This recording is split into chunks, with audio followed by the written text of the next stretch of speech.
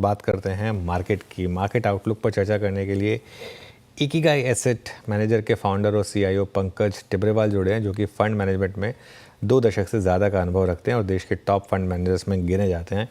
और जैसा कि पिछली बार उनसे बात हुई थी, अगर आप पूछ रहे हैं कि इकिगाई का क्या मतलब होता है, तो ये एक जापानीज़ टर्म होता है जिसका मतलब होता है sense of purpose in life. Market में काफ़ी चीज़ें हम जापान से सीखते हैं, तो वैल्यू और कहते हैं ना, वैल्यू ऑफ बीइंग अलाइव और reason of living. Pankaj ji, good morning. कैसे देख रहे हैं आप इस मार्केट के मूड माहौल को? पिछले कुछ दिनों में मार्केट ने बहुत कुछ झेला एक्चुअली, और उन सब के बावजूद काफ़ी क्रूशल लेवल्स बचाए और टेक्निकली अगर देखा जाए तो डिसेंट रिटर्न्स भी दिए पिछले कुछ समय में। आप इन लेवल्स पर आप मार्केट को कैसे अप्रोच कर रहे हैं?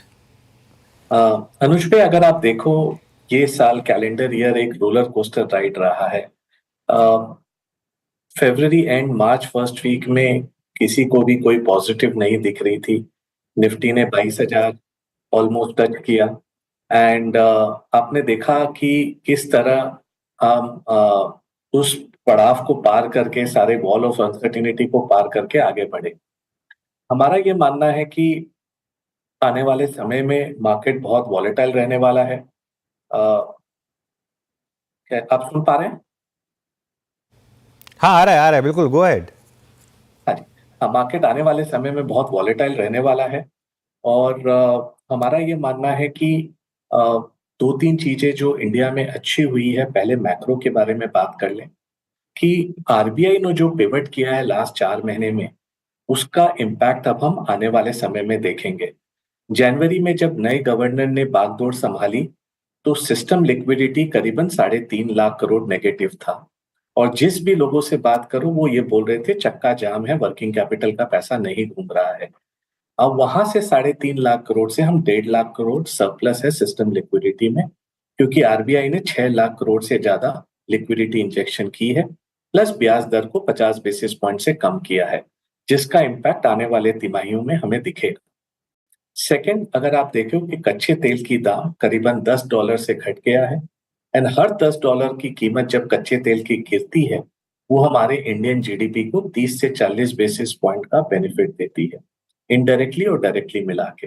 एंड थर्ड, अगर हम देखें तो जो ये तिमाही के नतीजे चल रहे हैं, परसों तक करीबन 230 कंपनियों ने एनएसई 500 में नतीजे डिक्लेयर किए हैं, जिनका रिपोर्टेड पैट नंबर करीबन 11% ग्रोथ है।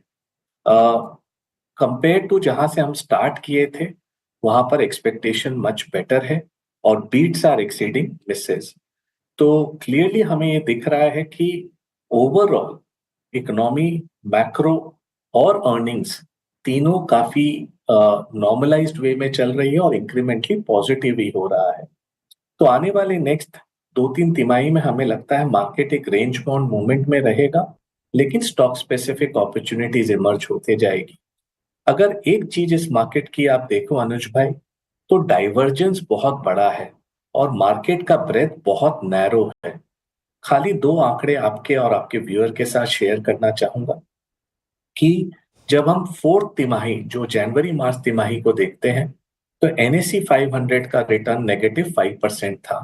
लेकिन जब हम मीडियन रिटर्न उस इंडेक्स का देखते हैं, जिसमें कि सारा ब्रेथ आ जाता है, वो करीबन 12% या 13% नेगेटिव था, जिसका मतलब 7-8% का गैप बिटवीन इंडेक्स रिटर्न और median return of the index. इसका मतलब ये है कि कई स्टॉक्स ऊपर के जो हैवी वेट्स हैं, वो इंडेक्स को संभाले हुए हैं, लेकिन ब्रेथ ऑफ द मार्केट बहुत नैरो होता जा रहा है। और इसके कारण जो स्टॉक पिकर्स मार्केट जो हम कहते हैं, वो आज ये है। तो डाइवर्जेंस आपको बहुत ज्यादा मिलेगा, और जो इजी मनी था एरा, जो हम 3 साल से देख रहे थे, वो बिहाइंड है। बट यहाँ स्टॉक स्पेसिफिक अप्रोच रहा, तो पैसा आने वाले नेक्स्ट 12-18 महीने में भी बनेगा। ओके।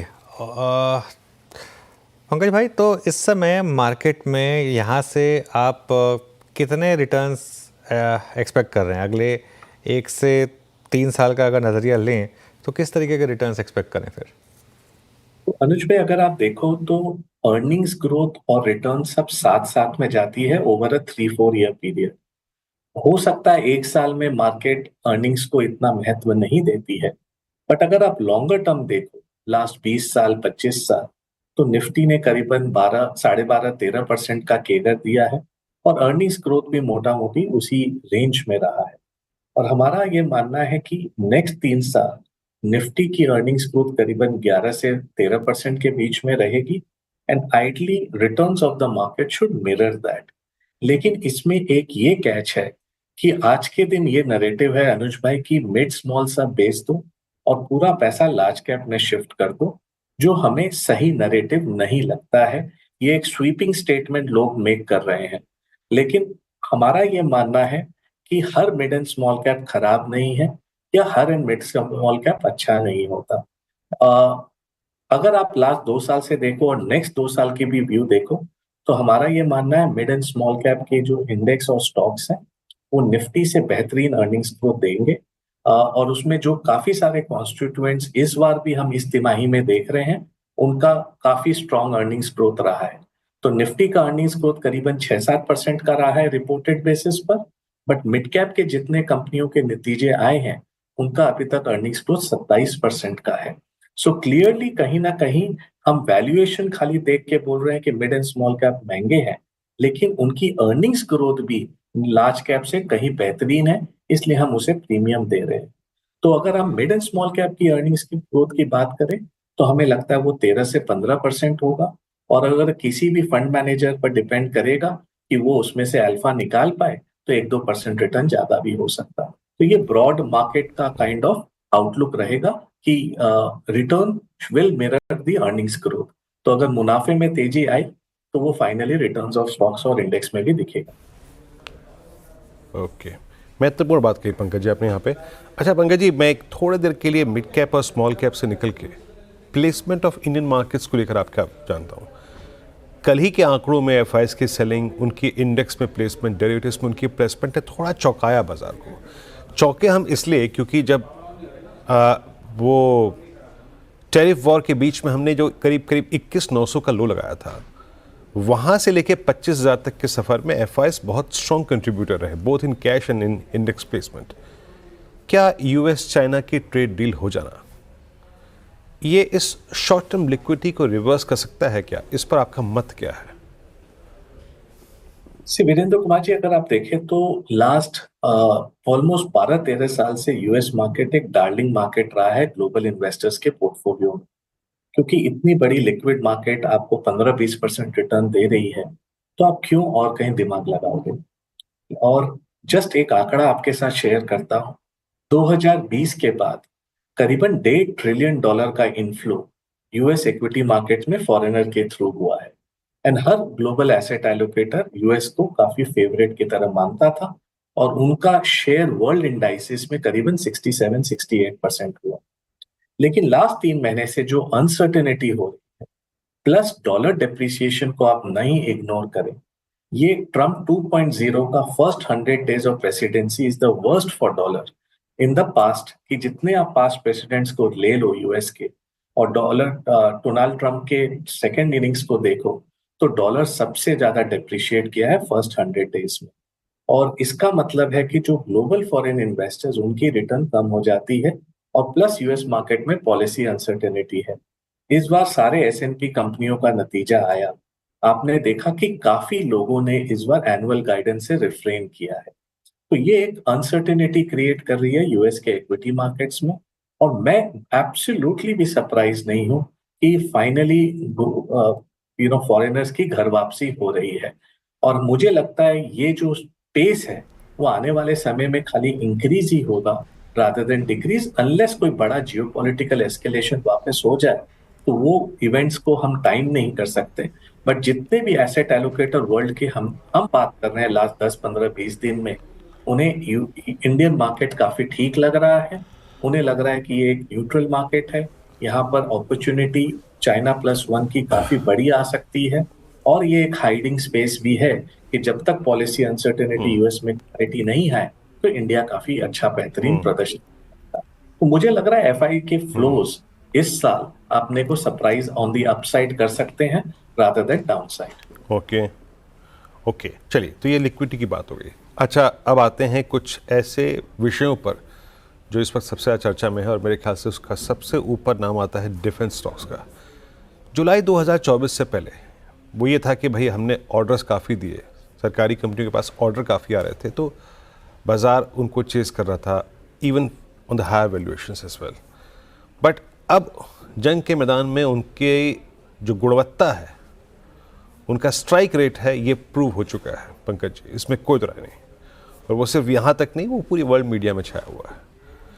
आप डिफेंस को अब थोड़ा सा प्रीमियम देंगे क्या? आपका डिफेंस पे टेक क्या है इस वक्त? अगर आप डिफेंस को देखें वीरेंद्र जी, तो क्लियरली आज के दिन बिजनेस में मोमेंटम है और क्लियरली ये जियोपॉलिटिक जिस तरह से प्ले आउट हुआ है उसने ये क्लियरली सिद्ध कर दिया है कि मेक इन इंडिया वाले जो डिफेंस इक्विपमेंट्स थे उन्होंने काफी बेहतरीन प्रदर्शन किया और हमारे प्रधानमंत्री ने भी ये उनके स्पीच में हमें सबको संबोधित किया। बट एक चीज ध्यान रखें कि वैल्यूएशन सस्ते नहीं है। यहाँ पर कस्टमर भी एक है, रेगुलेटर भी एक है और ओनर भी एक है, which is government of India. Normally आप इस बिजनेसेस को बहुत हाई टर्मिनल वैल्यू नहीं दे सकते, लेकिन आज का जो माहौल है इसमें बिजनेस में मोमेंटम होने के कारण आप स्टॉक प्राइसेस में भी मोमेंटम देख रहे हैं। बट मेरा खाली एक ही इसमें एडवाइस रहेगा कि जो भी कंपनियों को आप लो उनमें वैल्यूएशन आप जरूर आंक लें, बिकॉज इनमें फ्लक्चुएशन होता है, बिकॉज प्रोजेक्ट टाइप बिजनेसेस हैं, लॉन्ग जेस्टेशन प्रोजेक्ट्स हैं। तो एक दो तिमाही अगर डिसअपॉइंटमेंट आया तो ऐसा नहीं होना चाहिए कि मार्केट इसे उतार के फेंक दे। तो हमारा व्यू पॉजिटिव रहेगा, लेकिन वैल्यूएशन सस्ते नहीं है, इस पर हम थोड़ा सा कॉशियस रहेंगे as of now from a stock picking perspective. Pankaj ji, सबसे बड़ी रैली परसों आई थी आईटी में और कल सबसे ज़्यादा गिरावट भी उसी में आई, लेकिन अब यूएस चीन डील होने के बाद और जिस तरीके से डॉलर के मूव आए ये देखने के बाद, पूरे क्वार्टरली नंबर्स देखने के बाद, आईटी पर अब आपकी पोर्टफोलियो पोजीशनिंग क्या होगी? हम अनुज जी आज अंडरवेट है आईटी पर और हमारा ये व्यू है कि कमेंट्री तीसरे तिमाही और चौथे तिमाही, एक तिमाही के अंदर कमेंट्री कंप्लीटली ऑपोजिट हो गई। तीसरे तिमाही में अगर हर आईटी कंपनियों का आप कमेंट्री सुनो, उन्होंने कहा FY26 will be better than FY25। Fourth quarter में आने के बाद, जिसमें कि अभी तक टैरिफ का कोई इम्पैक्ट आपने नहीं देखा, उन्होंने ये गाइडेंस दिया कि भाई हम 1 से 3 पर 4% ग्रो करेंगे और आउटलुक ज्यादा हमें क्लियर नहीं है। हमारे कस्टमर्स कैसे स्पेंड करते हैं आईटी पर हमें पता नहीं, एंड आई थिंक ये अनसर्टेनिटी इज रियल। हम ऑब्वियसली देख रहे हैं कि यूएस के ग्राउंड लेवल पर आज भी किसी भी कॉर्पोरेट की आप ऑन कॉल ट्रांसक्रिप्ट सुनो तो सबसे ज्यादा कंपनियों ने इस बार एनुअल गाइडेंस रिफ्रेन किया है।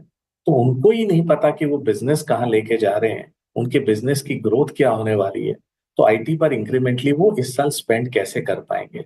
तो हमें लग रहा है कि आईटी में वॉलेटिलिटी बहुत ज्यादा रहने वाला है, एंड कई स्टॉक्स ने ही खाली डबल डिजिट अर्निंग्स ग्रोथ इस सीजन भी प्रोवाइड किया है। तो हमें लग रहा है कि थोड़ा सा क्लैरिटी और आने दीजिए आईटी सेक्टर में, तब हम यहाँ पर पॉजिटिव व्यू बनाएंगे। बट आज के दिन हम थोड़ा अंडरवेट की स्टांस पर है, क्योंकि वैल्यूएशन सस्ते नहीं है। 3, 4, 5% की ग्रोथ के लिए हम 20 से 25 टाइम मल्टीपल दे रहे हैं। सो क्लियरली पीईजी के बेसिस पर काफी महंगे हैं। खाली इन्हें सपोर्ट इसलिए मिल जाता है बिकॉज इनकी फ्री कैश यील्ड बहुत स्ट्रांग होती है। तो जब भी कोई आईटी कंपनी 5% ऊपर के फ्री कैश यील्ड पर ट्रेड करने लगते हैं, वहां पर वो अट्रैक्टिव होते हैं। अभी भी कई सारी कंपनियों में वो डिस्टेंस कवर करना बाकी है। चलिए, बहुत बहुत शुक्रिया पंकज भाई आज हमारे साथ जुड़ने के लिए और इन सब टॉपिक्स पर बात करने के लिए। थैंक यू अनुज भाई, थैंक यू। चलिए आगे बढ़ते हैं। एक